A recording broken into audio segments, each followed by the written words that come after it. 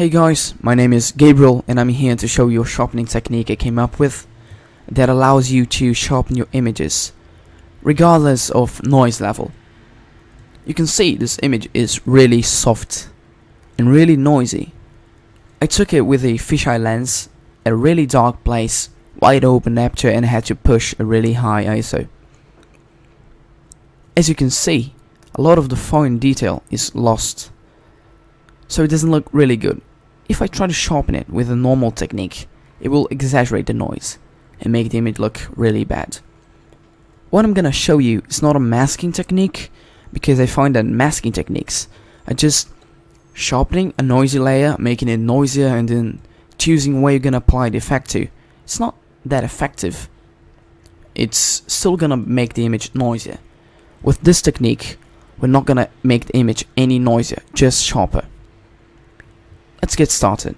I'm gonna go for the background layer and I'm gonna duplicate it. Now I'm gonna apply a high pass filter at filter or the high pass. The high pass layer here, you'll need to apply slightly bigger radius than you would normally use, because we're gonna create tiny halos that will later sharpen and make sharp edges out of them. So 3 pixels seems pretty good for this image, so I'm gonna click OK. Now I'm gonna desaturate image. I'm gonna go for Topaz Denoise. Inside of Topaz Denoise, we'll need to denoise this image to make it really smooth. You're not gonna do it like you do with a normal image, where you try to keep a lot of detail and leave a tad of noise to make the image look natural. Here you'll need to make the image noiseless. So I'm gonna grab the overall strength only and I'm gonna push it up. You can see now it's smooth. There's no noise here, so that's what we want, because if you leave any noise like this will be exaggerating the existing noise, so you don't want that. We're gonna use a higher value that leaves us with a noiseless image, like this one. You can see. I could use reduce blur to make this sharper, but I'm gonna do that in the next image. This one I'm gonna use smart sharpen, so I'm gonna click OK. With smart sharpen, we're gonna make those tiny halos I talked about into the sharp edges, and that will make our image sharper. So let it process. And okay, let's go. I'm gonna go for filter, sharpen, smart sharpen. We're gonna need to find settings to make the image look sharp, but not too exaggerated. So find a nice radius, a nice amount to make it look like this. The reduced noise, you're gonna leave it at low values such as 5. You can see it helps hold back some of the noise that would creep in. As you can see, if I use a 5, it holds back that noise, so I'm gonna use a low value. Now I'm gonna click OK, and we're gonna put the blending mode into linear light. It's gonna be very exaggerated at first, but it gives us flexibility with the opacity. You can make it really strong, really just a little bit of effect. So I'm gonna use a value such as 60, like that. As you can see, the image is way sharper. I'm gonna zoom in a tad more. You can see the blur is gone and the noise is untouched. So that is why this technique shines with high ISO images. You can see you can make the whole image a lot sharper and the noise isn't changed. It's just there, with the detail parts looking way sharper. Even if I reduce the image's size to about this, if I zoom in, you can see the difference is really big. The image is way sharper and not any noisier. Let's move on to the next image. This image was also taken with a fisheye on a dark place, wide open aperture, really high ISO, and really slow shutter speeds. You can see the people moving in the image. This was so dark, so it was the only choice. It's a limit, so but the image looks really blurry, really soft. we're gonna make it look sharper. So I'm gonna duplicate again, high pass, and to be fair, on this image I'm also gonna use 3 pixels because it looks pretty good, as you can see. So I'm gonna click OK. I'm gonna desaturate the image. Okay, now we need to denoise it again, so I'm gonna go for Topaz Denoise. We need to find a setting that will make the image smooth, like we talked about. So let's grab the slider and move it. So okay, still noisy. That's a good value. Okay, so now I'm gonna use reduce blur.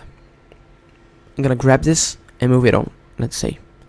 You can see it's making things sharper. Without it, I'm gonna put like at half. It's way sharper.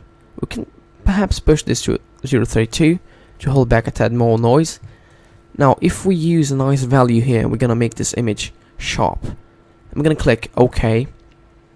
And now what we're gonna do is use unsharp mask to unveil even more contrasty edges. They're gonna help sharpen the image. So we're gonna let it process. Then we're gonna apply an unsharp mask filter.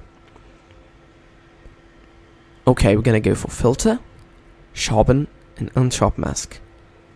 Now we'll need to find a nice radius that won't be too small, because we need to just make the image contrastier. So a nice big radius sometimes is good. Like this, as you can see, it's making it contrastier only. So let's see, something like, yeah, something like this seems pretty good. I'm also using the threshold at a low level, so it just holds a tad of noise, perhaps 1. Let's see. Gonna put it 1, put it 2. I'm gonna use 2. Click OK. Now go for linear light. Again, it's exaggerated, so I'm gonna reduce the opacity to something perhaps like this. We can see that the detail is way more apparent. It's not blurry anymore. It looks good now. And the noise is untouched. You can see this part is not any noisier, but all the details are sharpened. You can see right here as well. Right here on the bench is way sharper.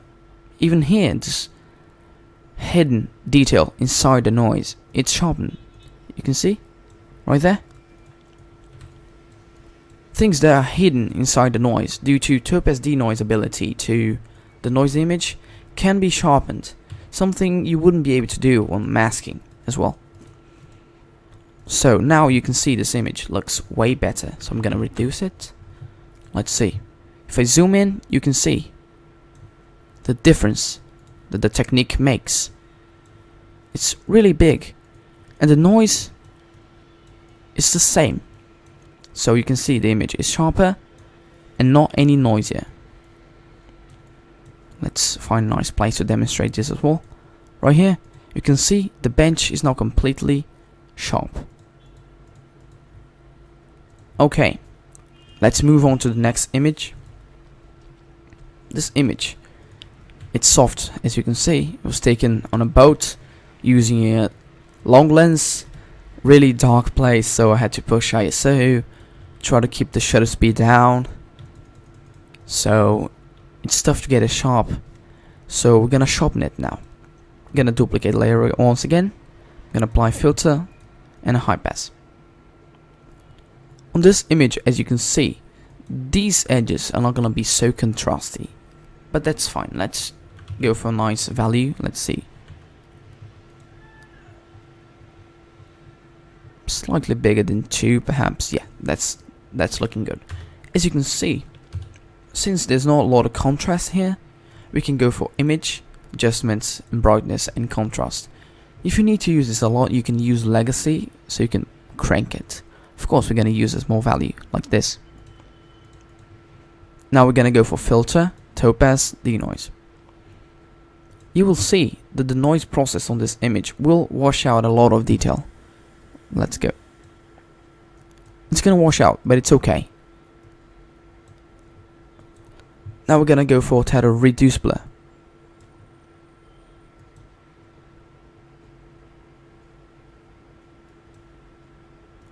Okay. Perhaps 2 more here. Yeah.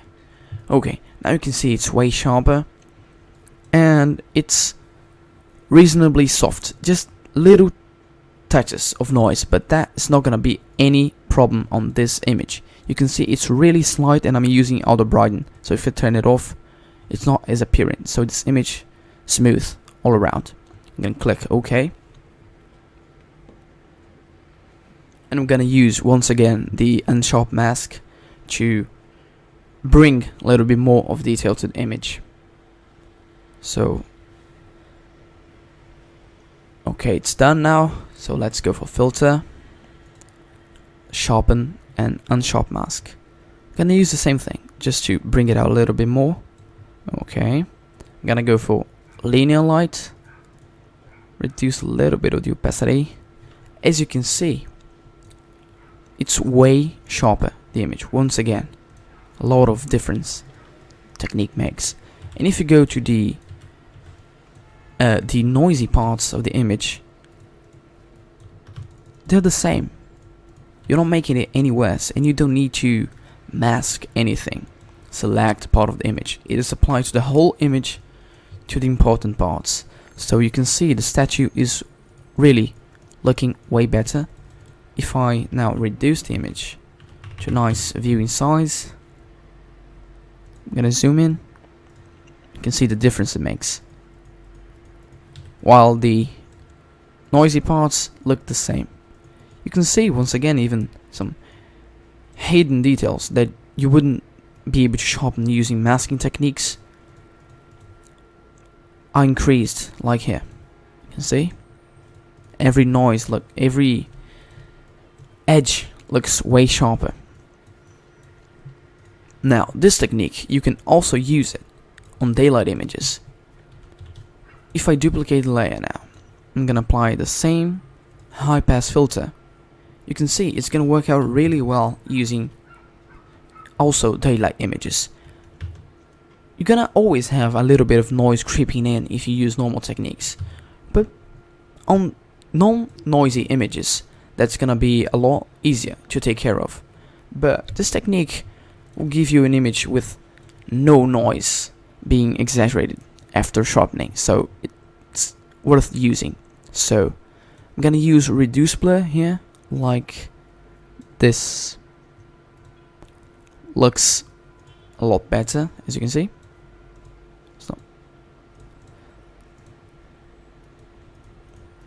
Looks way better. So now, and you can see that the little bit of noise that was there is now gone. So I'm gonna click OK. I'm gonna use the same thing. I'm gonna change the blending mode and make it a sharpening layer.